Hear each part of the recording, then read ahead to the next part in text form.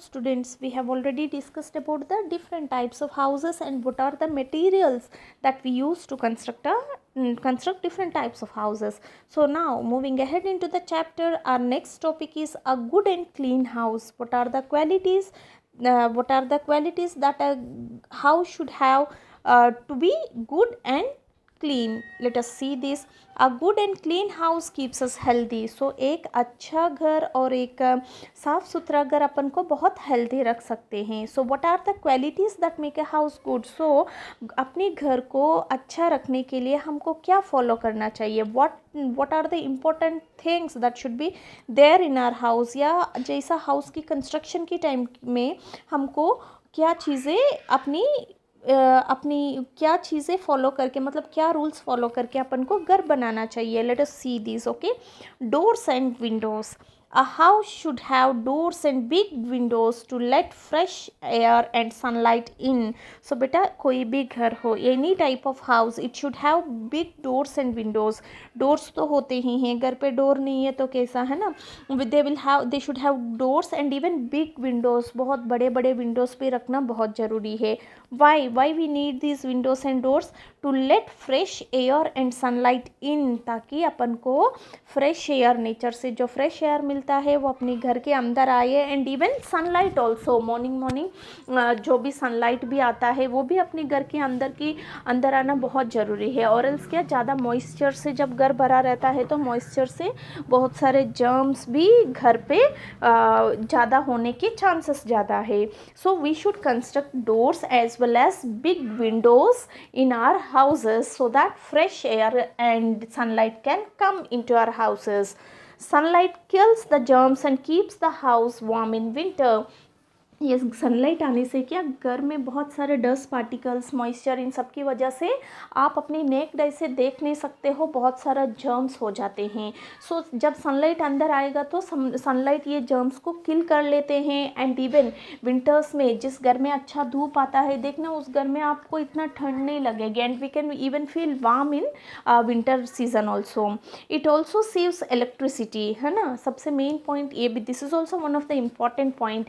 If आप अपने घर तो बहुत अच्छा बना दिया, बड़े बड़े दीवार बना के ये करके, और कहीं विंडोज ही नहीं बनाया तो क्या मतलब है ना.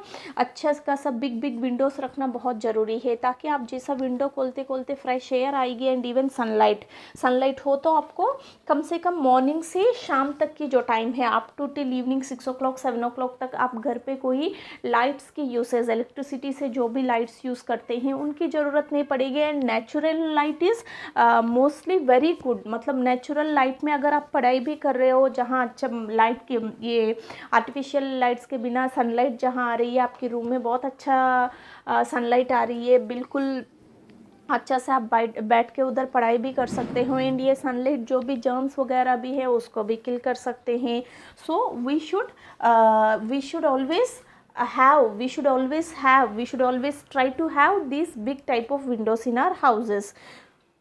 The windows should be okay. It also saves electricity. Fresh air makes the house airy and keeps it cool in summer. So fresh air आने से क्या होता है, summer में what we'll feel very hot, है ना. बहुत hot होता है, मतलब जैसा मई जून, ये जो मंथ से अप्रैल मई जून बहुत पीक समर होता है अपनी कंट्री में, हर रीजन में. तो इसी टाइम पे अगर आपके फ्रेश एयर आने के चांसेस हो तो शाम के बाद आप जैसा विंडोज़ खोल दिया तो बाहर प्लांट्स हो, ट्रीज हो, उनकी फ्रेश एयर भी अपने घर पे आएगी. So that we will refresh, अपने आप को हम रिफ्रेश भी कर सकते हैं. And even our house gets proper air, मतलब एयरी होने से एक प्रॉपर ऑक्सीजन लेवल्स भी मेंटेन होते हैं और अपने घर में जो भी लोग रहते हैं हेल्दी रह सकते हैं. And also it keeps it cool in summers में ऐसा बाहर की हवा आने की वजह से घर ठंडा भी रहता है.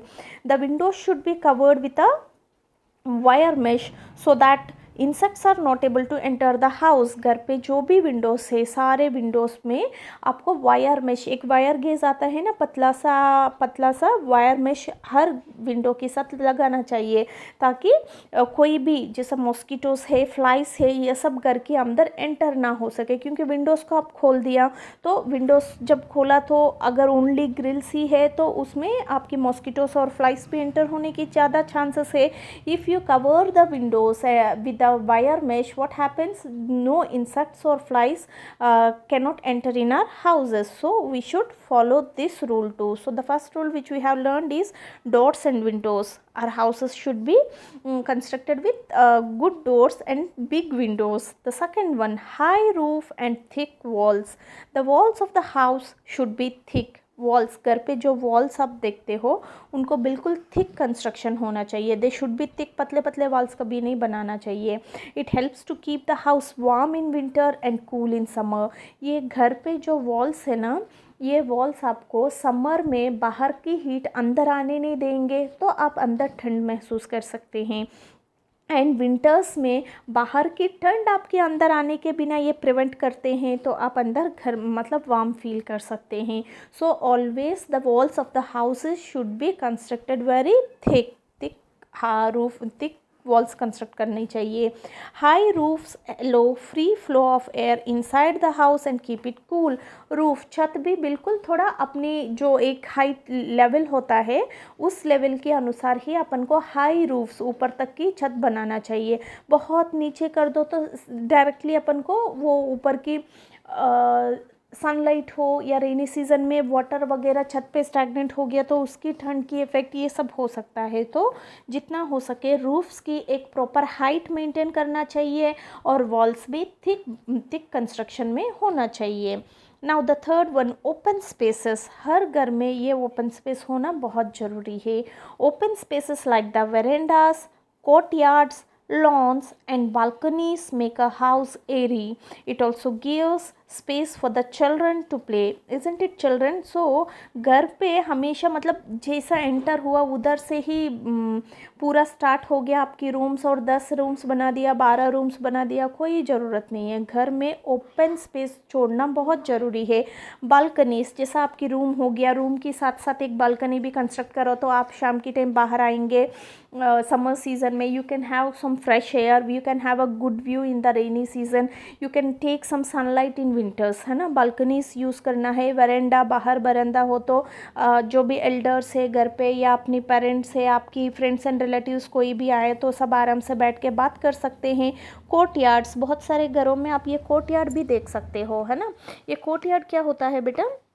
एक्चुअली ये विदाउट रूफ के बिना हाउस, एक दो हाउसेस के बीच में जो स्पेस है या 2-3 रूम्स के बीच में जो स्पेस अपन छोड़ते हैं ना, इसको कोर्टयार्ड बोलते हैं. ऐसा कोर्टयार्ड हो, वेरेंडा हो या बालकनीज हो या लॉन्स मीन्स गार्डन एरिया, जो भी ग्रीन ग्रास से कवर हुआ पार्क हो, एक छोटी सी गार्डन जैसा जगह, जैसा घर की एंट्रेंस में सामने छोटा सा जगह छोड़िए जहाँ पे ग्रास वगैरह करा के छोटी छोटी प्लांट्स वगैरह करिए. ग्रीनरी देख के भी अपन को फ्रेश फीलिंग आएगी and it will give a good look to our house. And it is आप शाम की टाइम पे उधर खेल भी सकते हैं, which is very good. So we should have these type of spaces. open space, कोई ना कोई एक open space घर के सामने रखना बहुत अच्छा होता है.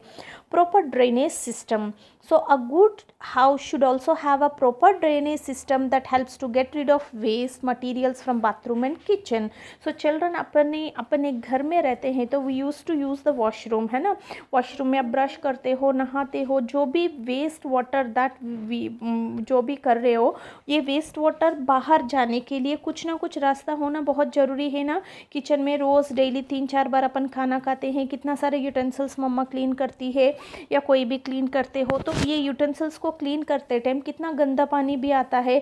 तो अगर वो गंदा पानी पूरा आपकी सिंक में ही रह गया तो उसी में से जर्म्स और बैक्टीरिया आने के चांसेस है. आपके बाथरूम में कोई पाइप्स वगैरह लीकेज की प्रॉब्लम है, प्रॉपर वो पानी जा नहीं रहा है वेस्ट वाटर, तो इमीडिएटली आपको वो प्लम्बर वगैरह को बुला के वो प्रॉब्लम को ठीक करना चाहिए. एंड एक अच्छी प्रॉपर ड्रेनेज सिस्टम बहुत ज़रूरी है, क्योंकि अपने घर पे जो भी वेस्ट वाटर वेस्ट लिक्विड वाली चीज़ें जो भी है वो बाहर जाके अंडरग्राउंड में मिक्स करने की एक प्रॉपर अंडरग्राउंड में जाके मिलने की एक प्रॉपर सिस्टम बनाना चाहिए.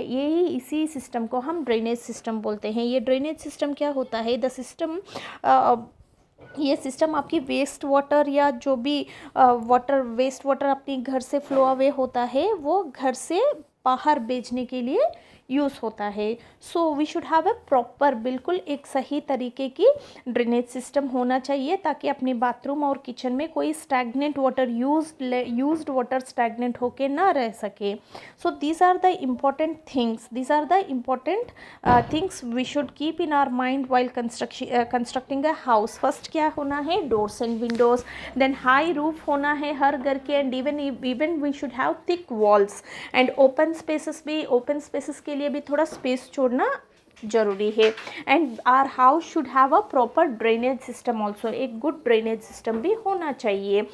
Now these are the important things that we should keep in our mind. After that, the next point is how to keep our houses clean. आपकी घर आप क्लीन कैसे रख सकते हो। We can keep our houses clean by following these steps. अपने घर बना लिया, बहुत अच्छा घर बना लिया और छोड़ दिया, बस हो गया काम? नो, डेली अपने घर को वेल मेंटेन भी करना चाहिए। So how can we do this? Houses should be properly swept and mopped every day. Daily every day means daily आपको अपने घर को स्वेप्ट करना है और मॉपिंग भी करना है, मतलब रोज़ झाड़ू भी लगाना है डस्ट की, एंड इवन पोछा भी करना चाहिए। Sweeping and mopping is nothing but daily routine में जो झाड़ू पोछा कराते हैं। We should use disinfectants in the water used for mopping the floor. So daily जब अपन घर को झाड़ू लगाने के बाद जो भी मॉपिंग जो करते हैं अपन, वो मॉपिंग किससे करते हैं? We use some water. So इस वाटर में हमको हमेशा एक डिसइंफेक्टेंट यूज़ करना बहुत ज़रूरी है। जैसा फिनॉल वगैरह डालते हैं ना घर पे, फिनॉल हो, लाइजोल हो, डेटॉल हो, जो भी आप यूज़ करते हो, एनी और one or other type of disinfectant आपको यूज़ करना चाहिए वो वाटर में। Because a disinfectant is a solid or liquid substance that is used to clean the house, removing germs. So ये disinfectant क्या करता है? अपने घर पे मैंने बोला ना, आप अपने नॉर्मल आई से आप देख नहीं सकते हो। अपन को लगता है अपने घर कितना साफ़ सुथरा है, फिर भी हर एक कॉर्नर में जाके चेक करो तो अपनी आँख में नहीं दिखने वाले बहुत सारे जर्म्स उधर होते हैं। That's why daily well mopping we have to use some or other type of disinfectant. ये डिसइंफेक्टेंट क्या करते हैं? इन्फेक्शंस आने वाली, इन्फेक्शंस फैलाने वाले जर्म्स हो, बैक्टीरिया हो, उनके ग्रोथ को रोकते हैं और उस जगह में इन्फेक्शन होने के बिना, मतलब अपनी घर जब आप साफ़ सुथरा रखोगी तो कहीं जर्म्स ज़्यादा नहीं फैलेंगे, तो आप भी ज़्यादा बीमार नहीं पड़ेंगे, and we can feel healthy and happy. They keep the germs away. So ये डिसइंफेक्टेंट्स क्या करते हैं? जर्म्स को बिल्कुल बाहर कर देते हैं। वो डिसइंफेक्टेंट की वजह से वो जर्म्स मर जाते हैं, तो वो अपने इन्फेक्शन फैला नहीं सकते हैं। Now Neem is a good disinfectant. आपको पता है ना, नीम के पत्ते जो होते हैं वो बहुत अच्छे डिसइंफेक्टेंट की काम करते हैं। जैसा हल्दी जिसमें एंटीबायोटिक्स है, इन द सेम वे नीम एक अच्छी डिसइंफेक्टेंट जैसा काम करता है।